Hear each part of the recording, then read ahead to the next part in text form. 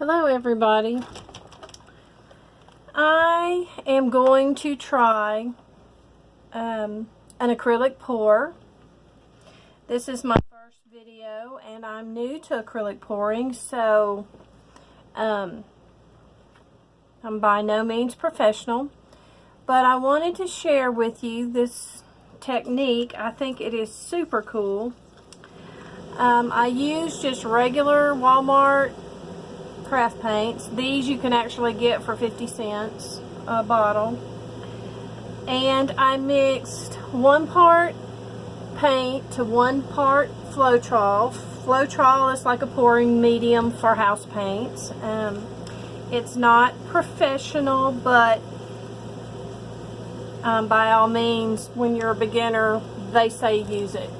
And then I added a little water and some silicone. I got this silicone like at Walmart. Some of the colors, I added this Gliss hair repair because it's got dimethicanol in it and it's supposed to help make cells. And I mixed all that together to where it's kind of a consistency where it just kind of runs off your stick. What I'm going to do is a flip pour, and I'm going to layer my colors in this cup.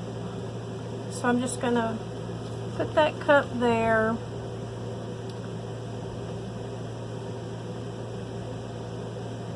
I'm just going to layer some colors in here.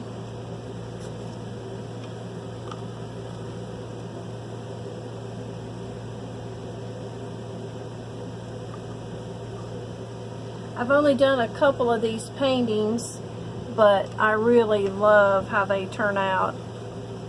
You just never know how they're gonna look when you get done. And I kind of like that element of surprise. And I add a little white.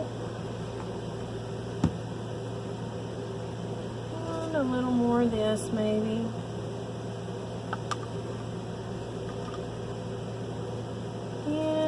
Like how gold is looking in some of these, so I'm going to put a little touch of gold in there, and maybe some more of this.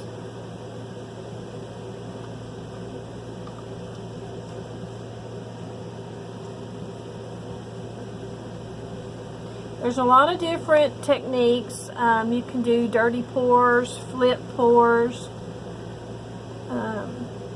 all swipes, all kind of techniques, and I have mastered none of them. Like I said, I'm new to this art, and so I'm learning and practicing and playing, and I just really like how it surprises you when you pour, because you never know what it's going to look like when you get done. Let me get my gloves on. If I can find my gloves. Oh, here they are. Acrylic pouring is pretty messy, and I spend a lot of my life digging paint out from under my fingernails as it is. So I'm just going to put some gloves on and see if I can keep that from happening too much today.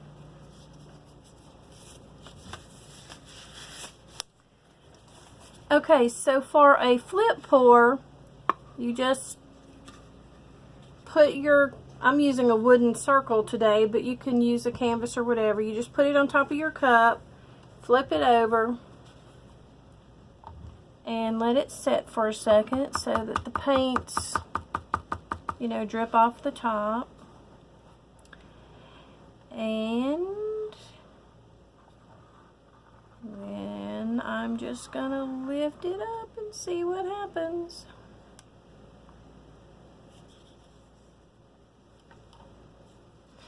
You can see inside my cup it's already made cells, little circles inside my cup.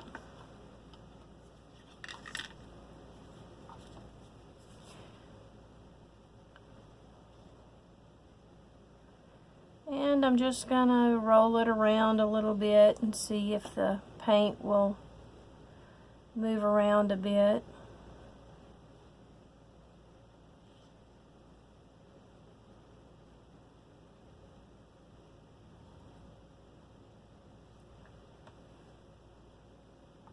I'm not really seeing very much of the gold, which I really like the gold accents, but we'll see how that turns out. I'm going to use a straw to blow the paint around the edges.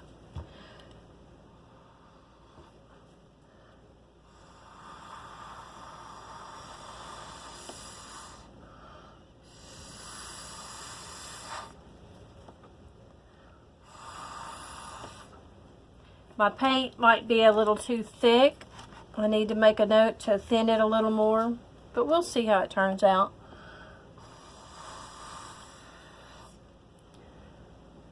You'll see how that dark blue is thicker and heavier than the other paints, and it's kind of on the bottom.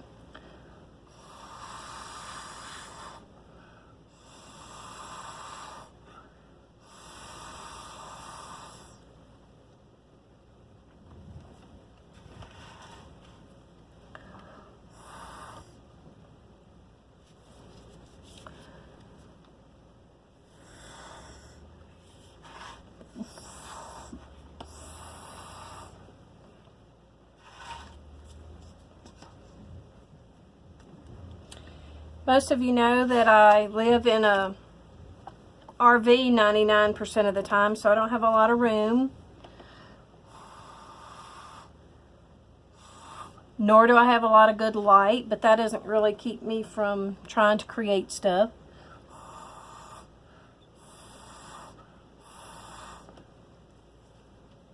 I'm liking those cells are really popping.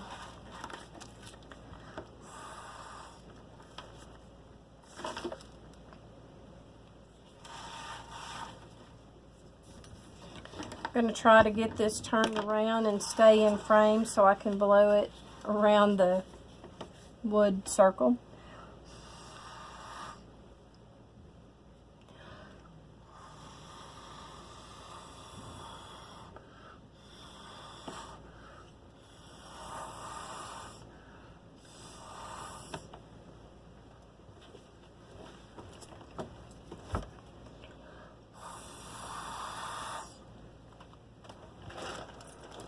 Okay, I think I've just about got all the circle covered. Maybe I'll just smooth around a little bit to make sure. I've watched about a gazillion videos, and a lot of the artists paint the edges of their canvas or whatever after the top of their canvas dries enough for them to touch, but I tried that on a couple of my paintings, and it was obvious that the sides were painted, you know, at a different time, and it just didn't really blend well. So I decided this time I would try to paint it while it was still wet. So that's cool. I'm liking how those cells pop. This is the first time I've used this. It's just some hair stuff that I had left over and never used. And I think the cells are really much larger than the silicone that I've used before in the past, just by itself. So we'll see. I think since I have some paint left over, I'm going to go ahead and do another pour. I found these little crosses in a pack of 10 or 12, I think, at the dollar store, and they're in the Christmas craft section. And I buy this kind of stuff a lot of times for my grandkids to be you know, have something to paint and play with. But I think I'm going to try to pour on here and see what happens. I'm going to go ahead and use the same cup that I had earlier. And I'm just going to pour my paints into that cup and layer it a little bit.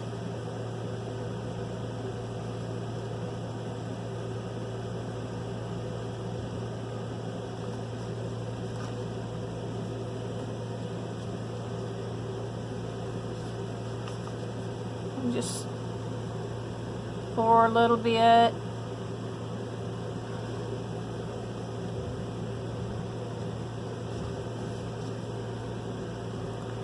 I think my next video I might swap up some colors. I like to do these colors because they're my favorite colors. My camper's decorated, my clothes are this color. But we'll see.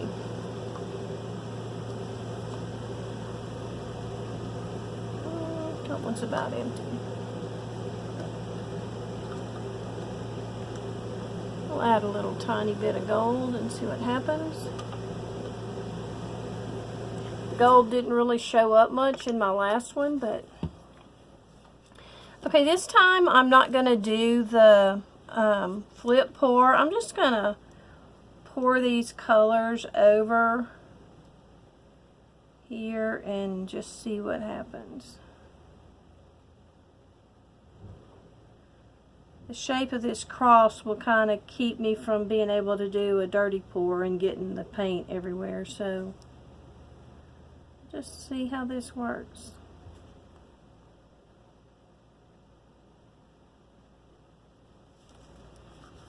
Okay.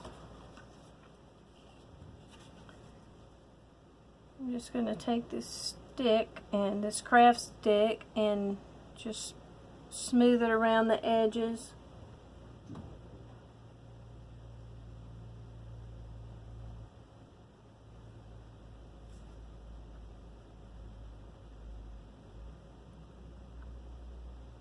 I do a lot of painting of crosses, and so when I saw these this time, last time I was in Hobby Lobby, I thought I'm going to get those and just see what I can do with them as far as acrylic pour painting goes. So we'll see how it turns out.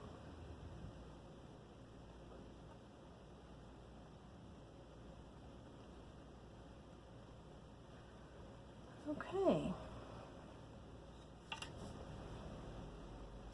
so I'm thinking about, I'm going to blow on this and see if I can kind of do something with that area right there.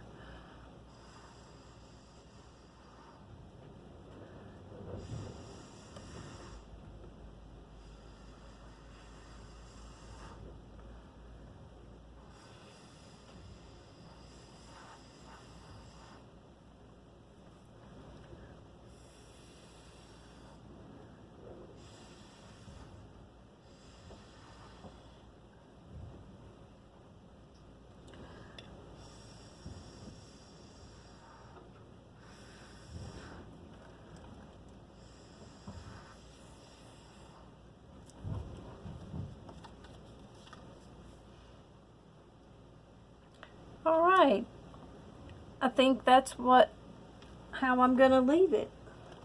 And if you'll notice the little drippings on this pan, it's a no-stick cookie sheet. And I do jewelry too, so I'm hoping that I can use some of those little drippings for some skins in my jewelry. So maybe that'll be another video. All right, well, thanks for joining me, and I hope you enjoyed it. Bye.